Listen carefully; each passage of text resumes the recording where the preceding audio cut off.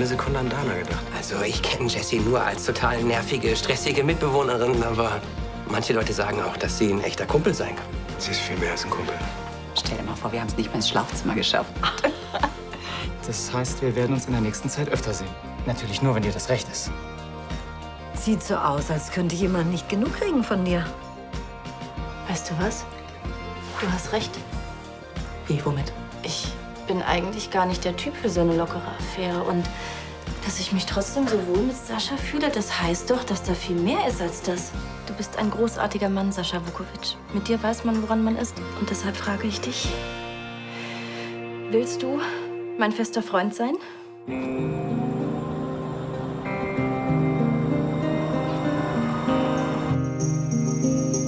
Also, was sagst du? Das kommt jetzt schon alles ein bisschen plötzlich. Ja, das kann ich mir vorstellen. Du bist ja eigentlich auch gar nicht der Typ für eine feste Beziehung. Nein, eigentlich nicht. Für mich war es selbst überraschend. Aber wenn du mal drüber nachdenkst, dann wirst du sehen, dass das alles total logisch ist. Logisch. Ja. Als ich noch in Tore verliebt war, da ging es mir die ganze Zeit nur schlecht. Und seit wir eine Affäre haben, geht's mir nur gut. Ich fühle mich so leicht und unbeschwert. Das ist schön. Ja, nicht wahr? Ja, und deshalb habe ich mir gesagt, worauf warte ich eigentlich? Wenn es dir genauso geht wie mir, dann wären wir doch blöd, wenn wir nicht Nägel mit Köpfen machen. Also, ich bin nicht so gut in solchen Dingen, Romantik und so. Ich drücke mich manchmal etwas umständlich aus. Ich mag dich sehr gerne, weißt du? Ich mag dich auch. Gut, dann wäre das ja geklärt.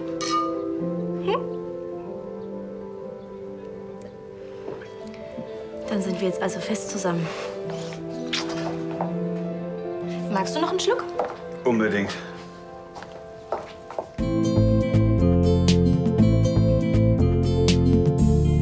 Ist die Gräfin über ihr Kommen informiert? Nein, das ist ein spontaner Besuch. Nun, in diesem Fall muss ich leider bedauern. Die Gräfin befindet sich zurzeit in einer Besprechung und möchte nicht gestört werden. Sagen Sie doch einfach, dass ich hier bin und dann werden wir schon sehen, ob Sie für mich eine Ausnahme machen. Möglich, aber ich habe meine Instruktion. Starker Auftritt. Du kannst auf mich zählen, Rebecca. Ah, sehr gut. Ich komme jetzt ohne Sie klar. Danke. Ich bin wirklich froh, dass du mich unterstützt. Du bist die Einzige, die mir den Vorsitz über die Familie zutraut.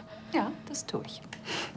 Allerdings mache ich mir auch Sorgen. Du weißt ja selber, dass Ansgar und deine Brüder nicht gerade zimperlich sind, wenn es um Machtinteressen geht. Das stimmt. Aber genau deshalb halte ich meine Kandidatur für den richtigen Schritt. Weil ich Ansgar und ja, in der Zwischenzeit nicht mal mehr Sebastian zutraue. Dass sie an das Wohl der Familie denken. Ja, jedenfalls nicht mit Tanja an seiner Seite. Das stimmt. Es sieht so aus, als wärst du die Einzige mit der nötigen Integrität für diese Position. Elisabeth. Ben? Verzeihen Sie die Störung, Gräfin. Ich habe diesem Herrn vergeblich klarzumachen versucht, dass Sie beschäftigt sind. Ja, das ist schon in Ordnung, Justus. Ja, also so blöd das auch manchmal klingen mag, ich war zufällig in der Nähe und da habe ich mir gedacht, ich komme einfach mal vorbei. Oh, danke, das ist ein wunderschöner Strauß, aber leider ein ganz ungünstiger Zeitpunkt. Justus, würden Sie sich bitte um die Blumen kümmern? Sehr wohl. Ja, also wenn ihr noch was zu besprechen habt, dann kann ich gerne warten. Nein, tut mir leid, heute nicht. Okay, ja, kein Problem. Ich rufe dich an, ja? Ich freue mich drauf. Gut. Ich geleite Sie hinaus. Ich werde mich schon nicht verlaufen.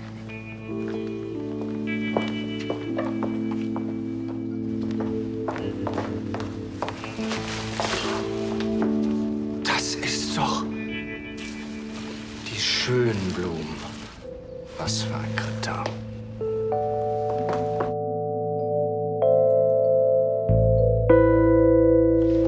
Na, ob Kaffee jetzt so das Richtige ist? Oh, ist mir gerade ziemlich egal.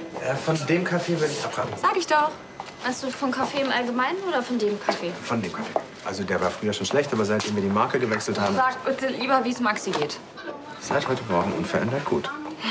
Ich bin wirklich erstaunt und erfreut, wie gut er die Pilzvergiftung weggesteckt hat. Das heißt, er kann bald nach Hause, ja? So sieht's aus. Sehr gut. Dann können wir ja endlich an die Nordsee abdüsen. Wie? Ich dachte, eure Umzugspläne sind auf unbestimmte Zeit verschoben, weil Hagen hier nicht weg kann. Ach ja, ich weiß, das war ein ewiges Hin und Her. Ja, aber wir haben es endlich klar gekriegt. Hagen hat das Machtgerangel in seiner Familie endlich satt. Und das heißt was? Ja, sobald Maxi entlassen wird, dann können wir endlich losstarten, damit Maxi sein beschissenes Asthma los wird. Also wenn Sie grünes Licht geben, Herr Doktor, dann kann es endlich losgehen.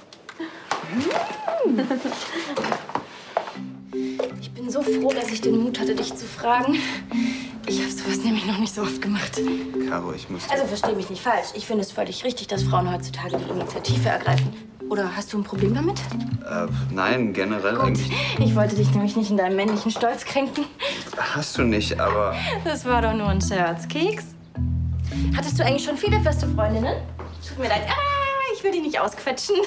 Das musst du mir auch nicht sofort erzählen. Wir haben ja Zeit. Ich erzähle dir alles über mich und du erzählst mir alles über dich. Auch wenn es über mich jetzt nicht so viel zu erzählen gibt, aber ich will, dass du alles über mich weißt. Zwischen uns soll es keine Geheimnisse geben. Okay. Meine Familie, die kennst du ja schon. Giselle, meine Schwester und Biggie. Ja, der haben wir sie überhaupt erst zu verdanken, dass wir zusammen sind. Wieso? Naja, sie hat zu mir gesagt, dass ich doch eigentlich gar nicht der Typ für eine lockere Affäre bin. Und da ist mir klar geworden, sie hat recht. Und dann habe ich meinen Mut zusammengenommen und jetzt sind wir ein Paar. Und als Paar sollten wir uns auch mehr Zeit fürs Vorspiel nehmen, ja? Findest du nicht auch, dass Petting heutzutage völlig zu Unrecht aus der Mode gekommen ist?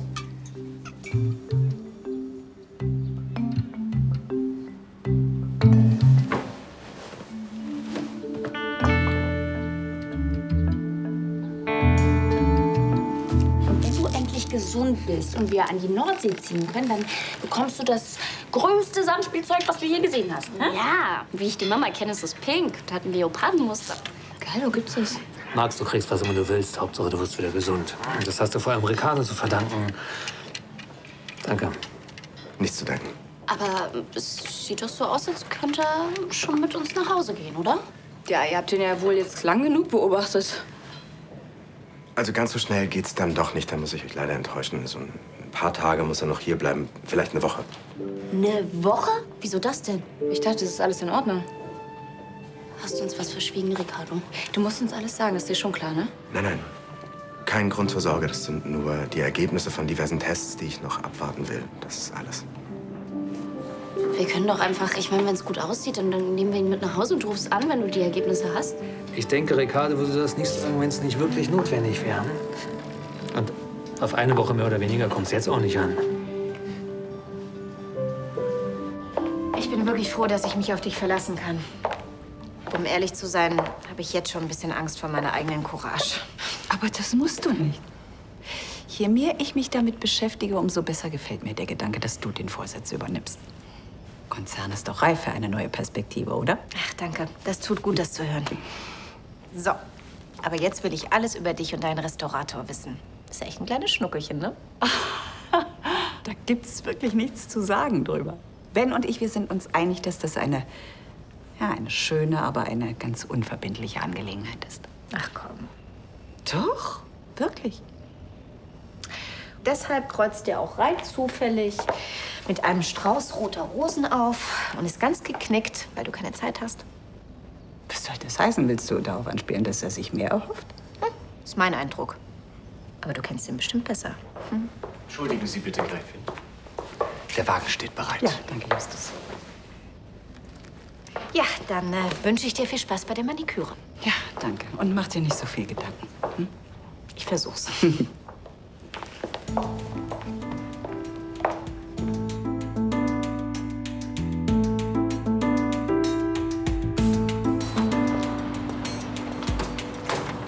Na, wie sieht's aus? Noch Lust auf ein Bierchen im No Limits?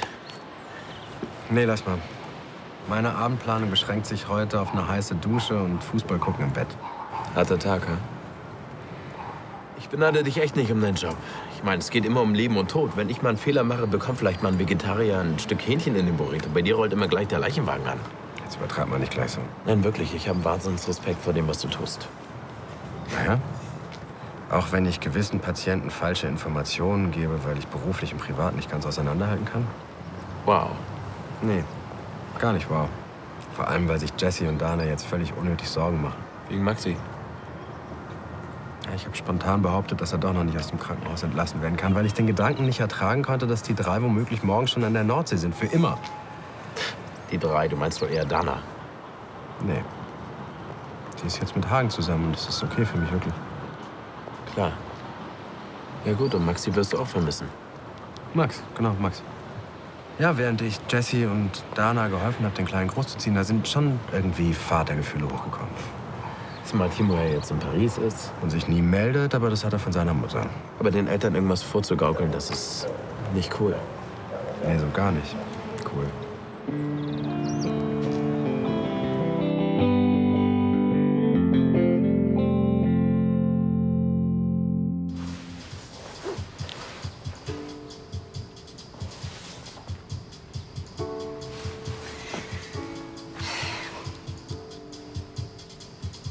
Das ist doch nicht schlimm. Hm? Ich habe gehört, das passiert immer mehr Männern. Unsere ungesunde Ernährung und die ganze Strahlung, der wir jeden Tag ausgesetzt sind. Noch was trinken? Vielleicht hilft das hier. Danke, ich hatte genug. Konfekt? Nein? Das ist das Schöne an einer Beziehung. Man kann einfach mal schweigen, ohne dass es gleich unangenehm wird. Also, was machen wir heute noch? Wir könnten einen Spaziergang machen am Rheinufer und uns den Sonnenuntergang ansehen. Ich muss noch in die Firma. Wirklich? Ich habe was vergessen. Dann begleite ich dich. Hast du da auch was zu tun? Nein, ich begleite dich nur. Keine Angst, das ist nur ausnahmsweise. Ich bin keine Klette, die ihren Freund keine Minute aus den Augen lässt. Das ist gut. Wo wir jetzt schon viel Zeit miteinander verbringen werden. Und trifft es sich ganz gut, dass wir einen ähnlichen Freundeskreis haben. Und einmal die Woche kannst du mit deinen Jungs auch was alleine unternehmen. Gehen wir, Schatz? Magst du es nicht, wenn ich dich Schatz nenne? Nicht so. Ich kann mir auch einen anderen Kosenamen für dich überlegen. Können wir das nicht generell lassen? Aber das gehört doch dazu. Mir fällt schon noch was Hübsches für dich ein. Lass uns gehen. Alles okay? Ja.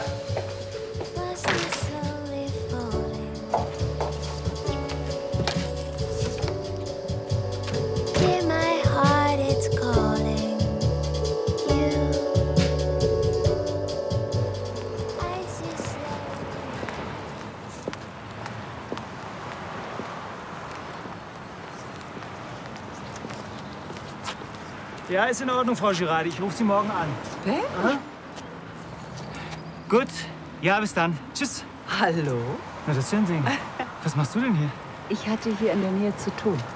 Ja, ich hoffe, deine Besprechung vorhin war erfolgreich. Oh, das tut mir so leid, das war nicht meine Absicht. Das muss so unhöflich gewirkt haben. Überhaupt nicht. Du bist eine vielbeschäftigte Frau und genau das gefällt mir an dir. Unter anderem. Und du? Auch ein Termin?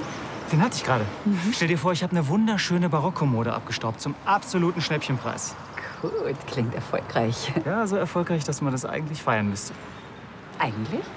Naja, alleine habe ich keine Lust dazu. Und ich kann ja schlecht über deine wertvolle Zeit verfügen. Wie wär's denn, wenn ich das eigentlich ganz gut fände? Dann wüsste ich eine nett, kleine, familiengeführte Trattoria mit der besten Trüffelpizza nördlich von Rom. Ich liebe Trüffel. Ehrlich? Ja.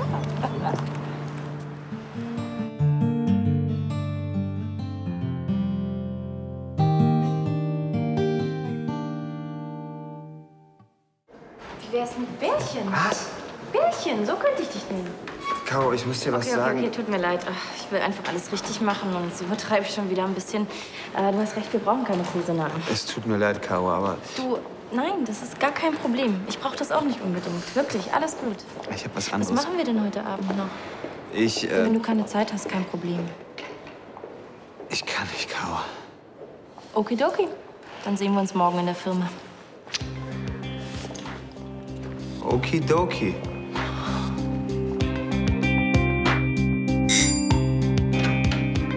Hey, mein Schatz, was macht ihr denn hier? Hallo. Überraschung. Ich wollte eigentlich gerade zu ihm, um ihm seine kleine Gute-Nacht-Geschichte vorzulesen, hä? Du hast doch gesagt, ihr kommt erst morgen aus dem Krankenhaus, wenn... Ja, das habe ich gesagt. Aber das war wohl gelogen. Und was ist mit den ganzen Tests? Die habe ich erfunden. Max ist bis auf den Husten kerngesund.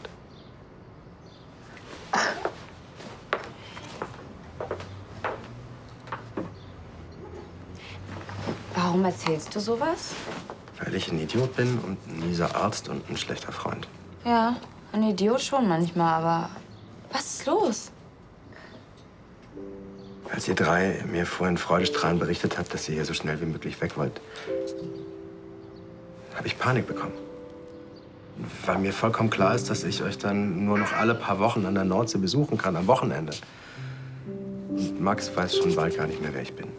Und da war mir klar, wenn ich jetzt die Entlassungspapiere unterzeichne, dann war's das. Ich werde euch alle furchtbar vermissen. Vor allem. Maxi, das verstehe ich. Es tut mir wirklich leid. Und ich kann verstehen, wenn du jetzt sauer auf mich bist. Der ist schon ganz schön ein Herzensbrecher. Oh Gott, ich will gar nicht wissen, was die Mädels alles für Blödsinn anstellen, um ihn zu bekommen.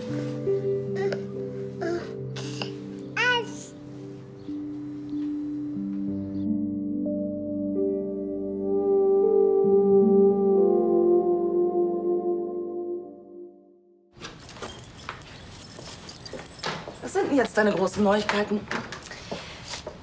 Ich habe ihn gefragt, ob er mein fester Freund sein will. Und er hat ja gesagt. Tore? Nein, was hat denn Tore damit zu tun? Sascha. Ach, der? Ja, ich habe Nägel mit Köpfen gemacht. Und? Wie fühlt sich das an? Naja, irgendwie hatte ich es mir anders vorgestellt. Wasser? Ja? Wie denn? Unbeschwerter. Lustiger. Wir hatten bisher so viel Spaß zusammen, aber vorhin war Sascha irgendwie so ernst. Naja, das ist bestimmt normal. Ich glaube, er hatte auch noch nicht so viel Beziehungen. Da muss man sich ja auch erst mal dran gewöhnen. Vielleicht habe ich ihn auch ein bisschen überrumpelt. Das könnte natürlich sein. Vielleicht war er deshalb auch so schweigsam. Wenn ich so drüber nachdenke, er hat kaum was gesagt. Die meiste Zeit habe ich geredet. Das könnte auch Teil des Problems sein. Das ist aber auch noch nicht alles. Was denn noch? Ich glaube, es gefällt ihm nicht, wenn ich ihn Schatz nenne.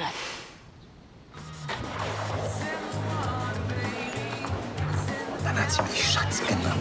Ohne Scheiß? Ja, und dann fing sie an zu reden von wegen, wir werden jetzt die gemeinsame Zeit miteinander verbringen, außer einmal die Woche, weil da darfst du ja was mit den Jungs machen. Oh, das klingt nicht gut. Nein. Und das Schlimme ist, ich weiß nicht, wie das passieren konnte. Sie hat dich echt gefragt, ob du ihr fester Freund sein willst? Ja, warum hast du nicht einfach Nein gesagt? Na, was weiß ich, weil ich überrumpelt war. Und dann war es zu spät. Du musst das wieder rückgängig machen. Ja, aber so einfach ist das nicht. Tore hat ihr erst gerade das Herz gebrochen. Soll ich ihr jetzt auch wehtun? Nein, aber was ist dein Vorschlag? Willst du sie jetzt heiraten und mit ihr gemeinsam alt werden, nur weil du es nicht übers Herz gebracht hast, ihr einen Korb zu geben? Mann, ich will doch was von ihr. Einfach keine Beziehung. Ja, dann sag ihr das so, bevor du es noch schlimmer machst. Aber wie? Dabei war ich mir so sicher. Es fühlte sich alles so richtig an, so logisch. Aber das ist bestimmt normal. So am Anfang von einer Beziehung. Aber wenn man frisch verliebt ist, dann will man doch die ganze Zeit zusammen sein. Da sitzt man doch nicht da und schweigt sich an. Du meinst, er ist gar nicht in mich verliebt? Weiß ich nicht, aber ich frage mich, ob du in ihn verliebt bist. In einer Beziehung ist doch Verliebtheit auch nicht alles. Wenn der erste Liebesrausch verflogen ist, dann kommt es auf ganz andere Dinge an. Ah ja? Ja. Vertrautheit, Respekt. Ach, willst du jetzt den zweiten Schritt vor dem ersten machen? Ich will einfach nur nicht enttäuscht werden. Dann kann es vielleicht sein, dass du dich in diese Sache mit Sascha verrannt hast, weil du immer noch in Tore verliebt bist? Tore hat damit nichts zu tun. Du meinst? Ich meine, das mit Sascha und mir, das wird schon.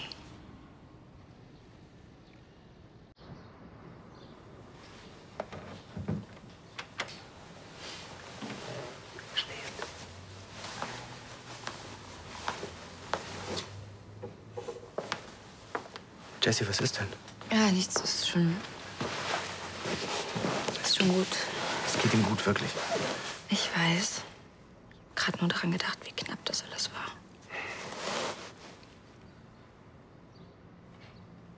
Wenn ich mir vorstelle, Dann stell's dir nicht vor. Ich wäre fast durchgedreht, als Timo diesen Absturz hatte. wie hast du das verstanden? Schwer. Aber man muss trotzdem irgendwie nach vorne sehen.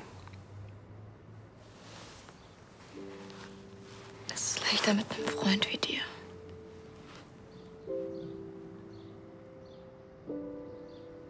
Du musst mir versprechen, dass du uns ganz oft besuchst und wir telefonieren jeden Tag. So schnell werdet ihr mich nicht los, versprochen. Also, wenn mir das einer vor 2 Jahren erzählt hätte, den hätte ich glatt für verrückt erklärt. Was meinst du? Na, wie du dich entwickelt hast. Vom Partygirl zum Muttertier. Muttertier? Also ein ganz liebevolles Muttertier. Hier und zu einer Freundin, auf die man sich 100%ig verlassen kann. Ah, du tust ja gerade so, als wäre ich die größte Schlampe vom Herrn gewesen. Nein. Nee, aber es hat sich schon eigentlich alles um dich gedreht und die passende Farbe deines Nagellacks war dein größtes Problem. Gut, ein bisschen. Maxi hat mein Leben schon ganz schön auf den Kopf gestellt.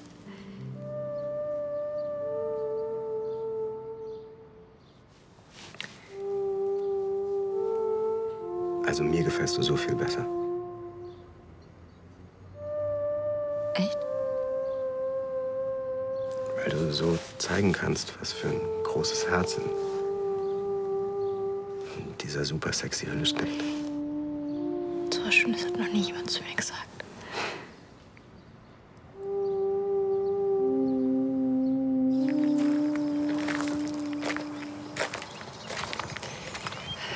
Eine schöne Idee von dir, das letzte Stück zu Fuß zu gehen. Das scheint bei euch ja nicht gerade üblich zu sein. Dein Fahrer hat sich jedenfalls ziemlich gewundert. Auch ich kann spontan sein. Ja, zum Glück. Ja, die Frage ist nur, wie kommst du jetzt nach Hause? Schätze mal, ich werde mir ein Taxi rufen. Ja, das könntest du natürlich tun. Es sei denn, du möchtest, dass ich noch bleibe. Es ist schon spät, oder? Gut, wie du meinst. Dann gebe ich dir die Überraschung ein anderes Mal. Eine Überraschung? Ach, weißt du, Überraschungen werden total überschätzt. Ach komm, das ist doch frech gelogen. Du brennst doch schon vor Neugier. Was ist denn, wenn du das schamlos ausnutzt? Das verspreche ich dir.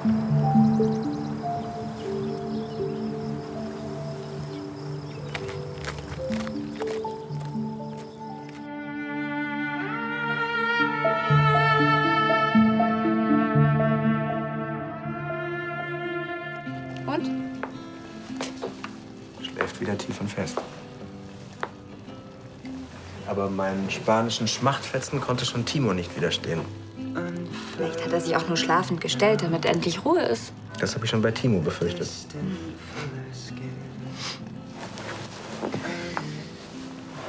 Was wäre denn das? Risotto und Salat. Aus gegebenem Anlass habe ich auf die Pilze verzichtet. Für Risotto braucht man viel Geduld. Geduld ist mein zweiter Vorname. Jetzt komm. Ich muss schon zugeben, dass seit Maxi sich auch meine hausfräulichen Fähigkeiten verbessert haben.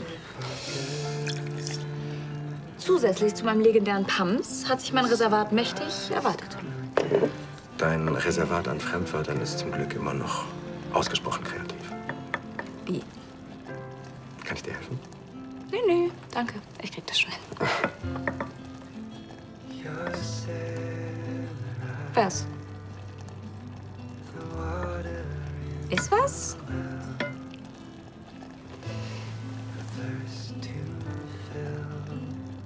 Jetzt ist alles wieder perfekt.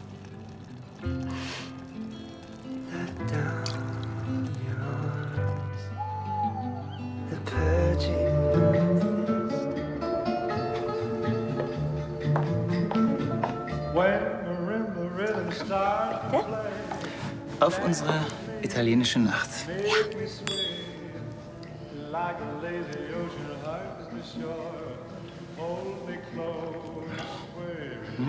Der ist gut, ne? Mhm.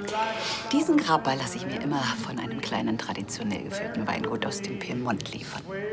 Ja, der ist einfach perfekt. Was anderes hätte ich hier auch nicht erwartet. Was ist denn jetzt eigentlich mit deiner Überraschung? So neugierig.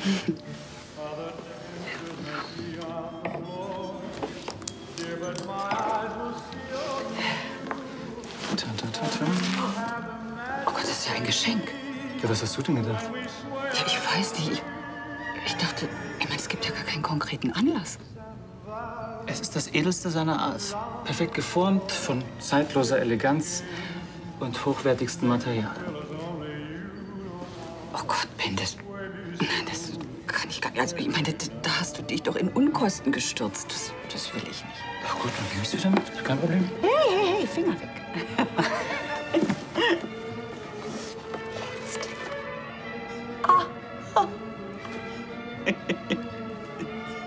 Was, gefällt's dir nicht? Doch, doch. Sehr gut sogar. Schließlich habe ich es ja selber mitentworfen. Ach komm, na, das kann nicht sein. Doch. Meine Freundin Charlie und ich, wir haben zusammen eine Dessous-Firma gegründet. Was, echt? Ja. Das ist ja Wahnsinn. Wieso hast du mir nie davon erzählt? Dieses Stück stammt aus deiner eigenen Firma? Ja. Da habe ich wohl ziemlich ins Schwarze getroffen, was deinen Geschmack anbelangt. Ja, das hast du.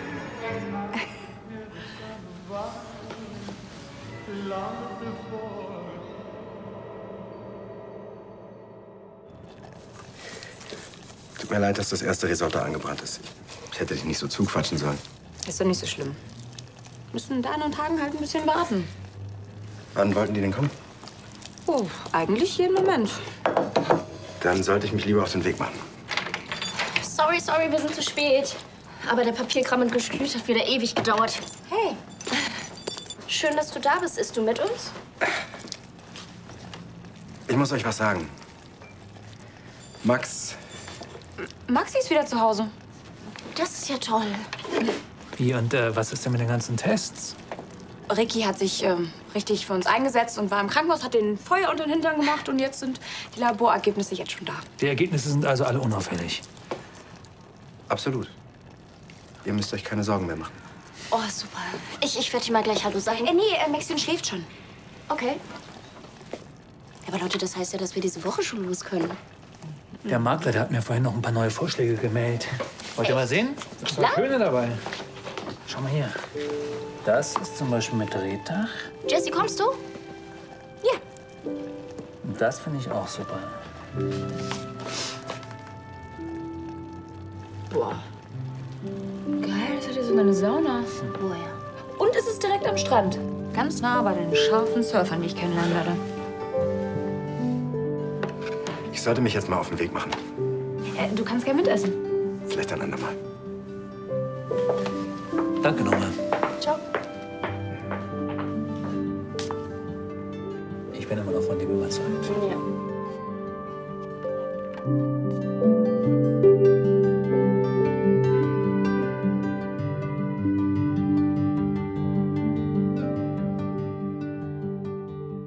War das spontan genug? Ah. Und vor allem war es heiß. Ziemlich heiß. Ja, das war's. Gott, du bist so unglaublich schön. Ich würde stundenlang durch die Stadt gehen, nur um mich zu sehen. Was meinst du damit? Du würdest stundenlang durch die Stadt laufen, nur um mich zu sehen. Was meine ich damit? Also, das würde ich jetzt schon gerne wissen. Das war nur so ein Beispiel dafür, was ich alles machen würde, wenn ich Sehnsucht nach dir habe. Also, das heißt, das war gar kein Zufall, dass wir uns getroffen haben? Du hast auf mich gewartet? Wird das jetzt ein Verhör oder was? Beantworte doch einfach nur meine Frage. Elisabeth, du weißt, ich finde dich wahnsinnig anziehend. Und ja, ich bin sehr gerne mit dir zusammen, aber ich bin auch ein vielbeschäftigter Mann. Das heißt? Heißt, dass ich Besseres zu tun habe, als stundenlang in irgendeiner Ecke zu stehen und darauf zu warten, dass du vielleicht rein zufällig irgendwann vorbeikommst. Natürlich war das vorhin ein Zufall. Und wenn du mich fragst, ein sehr schöner. Hey. Oder bereust du jetzt etwa, was gerade passiert ist? Nein. Das war ein wunderschöner Abend.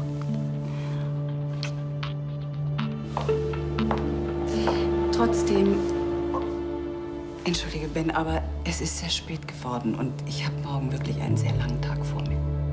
Ja, klar, klar. Geht mir doch genauso. Ja. Gute Nacht. Gute Nacht.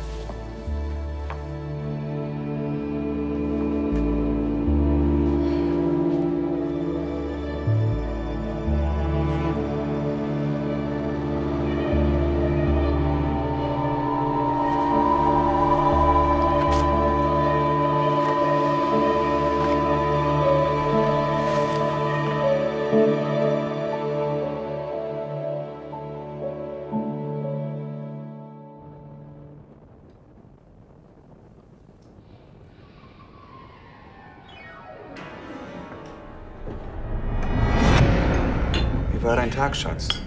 Insgesamt recht erfreulich. Und wie war dein Tag, Schatz? Insgesamt recht erfreulich. Ich bin froh, dass du noch die Ausbildung zum Buchhalter gemacht hast. Jetzt haben wir noch mehr gemeinsam als vorher. So hat man immer eine Basis, worüber man reden kann. Ich habe habe übrigens vorhin Brokkoli gekauft. Ich weiß, dass du das eigentlich nicht magst, aber es war ein Sonderangebot. Ein Sonderangebot. Ja, 4,39 das Pfund. Du meinst 1,99 das Kilo. Nein, ich meine 4,39 das Pfund. Dir ist schon bewusst, dass man hierzulande das metrische Maßsystem benutzt. Ich weiß. Ich finde es nur manchmal aufregender, das angloamerikanische System zu benutzen. Du bist ein verrücktes Huhn, Karo Schulz. Naja. Du beachtest hier nur einen Fakt nicht. Wir können heute kein Brokkoli essen. Aber warum denn nicht? Heute ist Donnerstag. Donnerstag ist Schnitzeltag. Mein Gott, du hast recht. Wie konnte mir das passieren? Irren ist menschlich. Wir frieren den Brokkoli einfach ein. Das ist eine sehr gute Idee. Wir essen heute Schnitzel, dann hat alles seine Ordnung. Das ist die Hauptsache, dass alles seine Ordnung hat.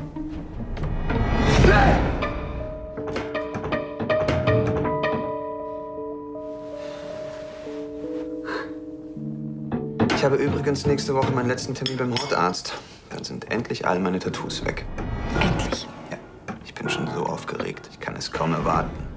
Ich finde, das war eine sehr unvernünftige Tat von mir. Ja, das war sehr unvernünftig von dir.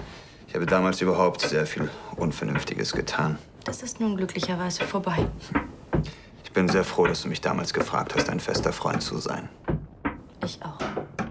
Du warst zwar nicht meine große Liebe, aber es war viel vernünftiger so.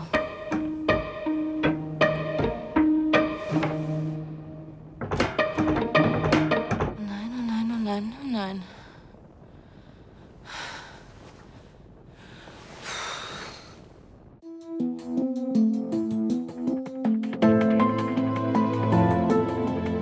Du glaubst wirklich, er hat dir aufgelauert? So richtig vorstellen kann ich mir das auch nicht. Aber andererseits, woher sollte er wissen, dass ich zur Maniküre wollte? Ach, er hat sich wahrscheinlich irgendwie missverständlich ausgedrückt. Ja, das mag sein. Aber irgendwie so ein ganz komisches Gefühl, als ob würde er nicht mit offenen Karten spielen. Ich weiß nicht, ich kann damit gar nicht umgehen. Was, wenn etwas ganz anderes dahinter steckt? Ach, das kommt jetzt wieder. Naja, also ich bitte dich, du lernst diesen blendend aussehenden, charmanten jungen Mann kennen. Er macht dir den Hof, er schenkt dir die schönsten Dessous der Stadt. Des Landes. Europas. Er verwöhnt dich noch mit seinen anderen Vorzügen. Du meinst, ich suche das Haar in der Suppe? Könnte doch sein, dass du dich einfach noch nicht auf ihn einlassen willst. Ich meine, ich könnte es auch verstehen, weil die Sache mit Vincent Berg ist ja auch noch gar nicht so lange her. Oh, Moment, Charlie. Nee, das mit Vincent Berg, das war etwas ganz, ganz anderes. Weißt du, mit Ben, da möchte ich einfach nur eine leichte, lockere Affäre. Ja, aber wenn er ständig sagt, dass er Sehnsucht nach mir hat und dass er es keine 2 Stunden ohne mich aushält. Dann hast du natürlich den Eindruck, dass er etwas von dir will, was du ihm noch nicht geben kannst. Ja, und ich möchte auch keine falschen Signale setzen. Dafür mag ich ihn viel zu sehr. Klarer Schlussstrich. Das wird wohl das Beste sein. Nein, jetzt warte doch erst mal die Entwicklung ab. Ich meine, vielleicht trägt er ja auch nur deshalb so dick auf, weil er dir imponieren will. Ja. Verzeihen Sie die Störung, Gräfin. Frau Schneider. Justus? Die wurden soeben für Sie abgegeben, Gräfin.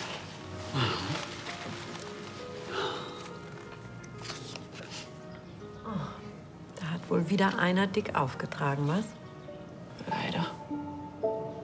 Dabei hatte ich mich gerade angefreundet mit einer lockeren Affäre.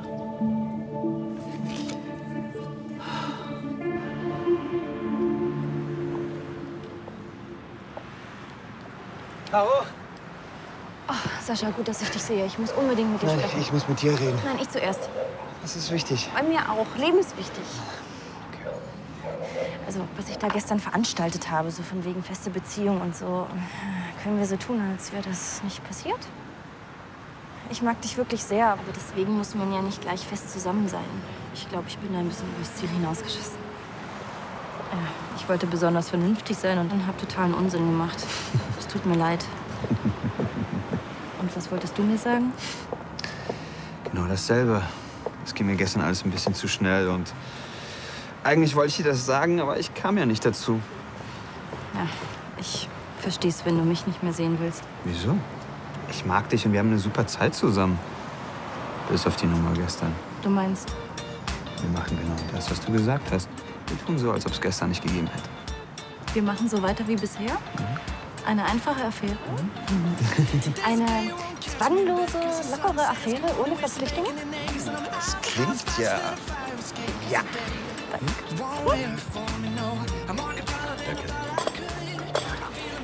Dann hat sie dir das mit der Lüge überhaupt nicht rumgenommen.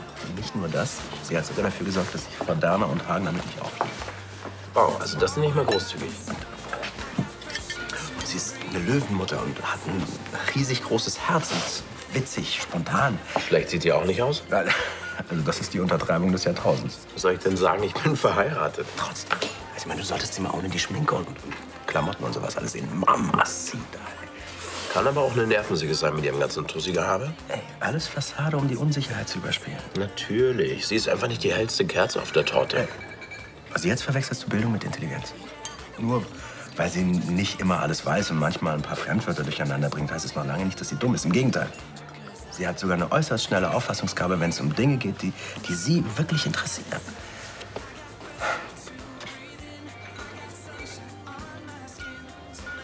Was ist?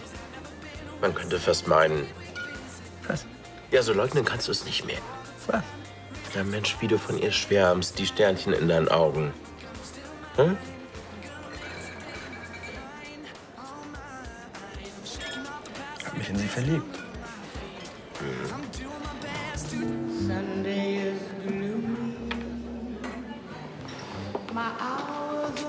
Oh, nein, danke, Sven. Ich brauche keine Frühstückszeit. Hallo, Elisabeth. Hallo, Ben. Du kannst dir gar nicht vorstellen, wie sehr ich mich über deinen Anruf gefreut habe.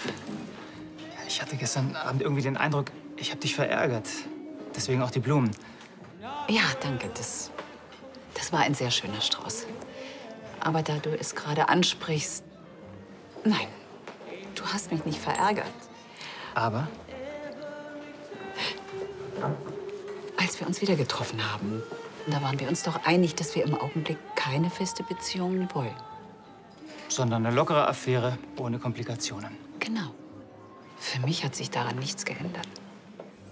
Und was bringt dich auf den Gedanken, bei mir könnte das anders sein? Oh, na, bitte die Überraschungsbesuche, Geschenke, riesengroße Blumensträuße. Also, in einer Affäre darf man eine Frau nicht verwöhnen, nein? Doch, es ist ja nicht so, dass mir das nicht gefällt, aber ich möchte dir einfach keine falschen Hoffnungen machen. Wie du weißt, habe ich vor einem Jahr erst meinen Mann verloren. Ich bin einfach noch nicht bereit für eine intensive Beziehung. Ist mir vollkommen klar. Und warum redest du denn immer davon, dass du Sehnsucht nach mir hast? Ich meine, wie soll ich das verstehen? Das macht dich so nervös. Ja, das ist ja nur ein Beispiel von vielen. Elisabeth, ich glaube, du bist dir dessen gar nicht bewusst, was für eine unglaublich heiße Frau du bist.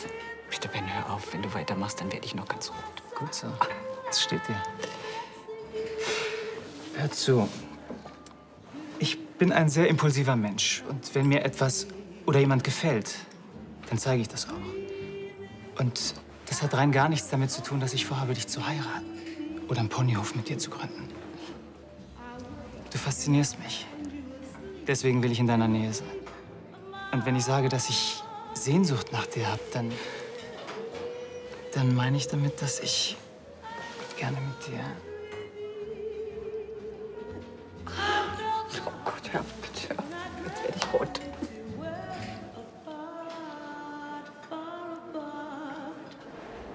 Ich bin so froh, dass wir das geklärt haben und dass du mir das nicht übel nimmst.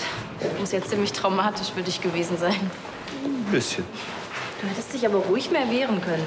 Naja, du warst doch sehr entschlossen. Ja, ich kann manchmal sehr resolut sein. Ich dachte, du machst mir einen Heiratsantrag. Keine Angst, ich schalte jetzt einen Gang runter. Ich will einfach nur, dass wir Spaß zusammen haben. Ganz entspannt. So wie bisher. Gut.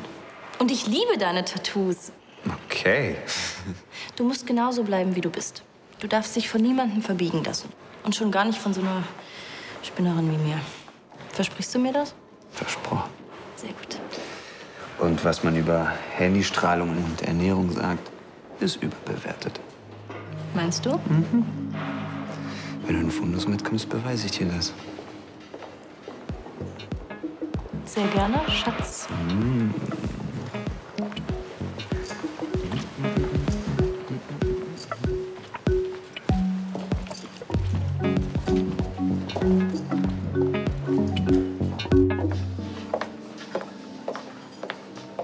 Na, ich habe euch beiden Turteltäubchen beobachtet. das sah gar nicht nach einem Trennungsgespräch aus. Es gibt doch nichts Peinlicheres, als jemandem zu unterstellen, dass er in einen verliebt, oder? Gibt's schon Peinlicheres. Aber ich habe euch viel lachen hören. Ja, Ben hat mir das zum Glück nicht übel genommen. Dann bleibt also alles beim Alten. Ja, wir führen weiter eine lockere Affäre, wenn du das meinst. Bitte dich so blenden, wie der Kerl aussieht. Und er scheint ja auch noch andere Qualitäten zu haben. Eine Dame genießt und schweigt.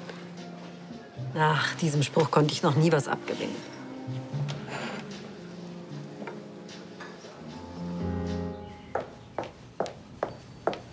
Die sind wunderschön. Von wem sind die? Von diesem Herrn Schöne. Ach, dieser Restaurator. Das ist ja ein richtiges Schnittchen. Und das ein paar Jahre jünger ist als die Gräfin, schadet auch nichts. Wenn Sie meinen? Ich weiß, Sie haben was gegen ihn, obwohl ich nicht nachvollziehen kann, warum. Das kann ich Ihnen sagen. Erstmal hat dieser Mann keinen Stil. Ständig diese Rosen. Schauen Sie sich den Strauß doch mal an. Der ist doch viel zu üppig. Das war's? Dieser Mensch hat einfach etwas Unechtes an sich. Ich habe ein ganz schlechtes Gefühl bei ihm. Ach was. Sie gönnen einfach der Gräfin ihren Spaß nicht. Wenn es nach Ihnen ginge, dann müsste sie für die nächsten 10 Jahre in Sack und Asche gehen. Ach, Unsinn. Unsinn. Hier fehlt doch ein Bild. Was denn für eins? Eine sehr schöne Aufnahme von Gräfin Elisabeth und dem verstorbenen Grafen Ludwig.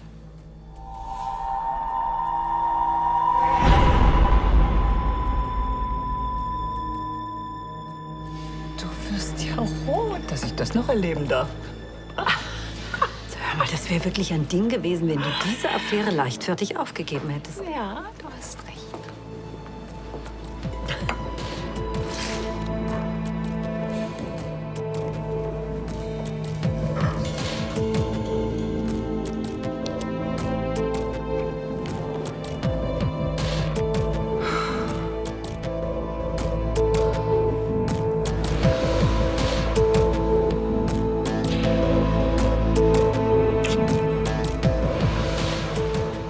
Dass du keine Gefühle für mich hast. Das wird sich ändern. Das verspreche ich dir.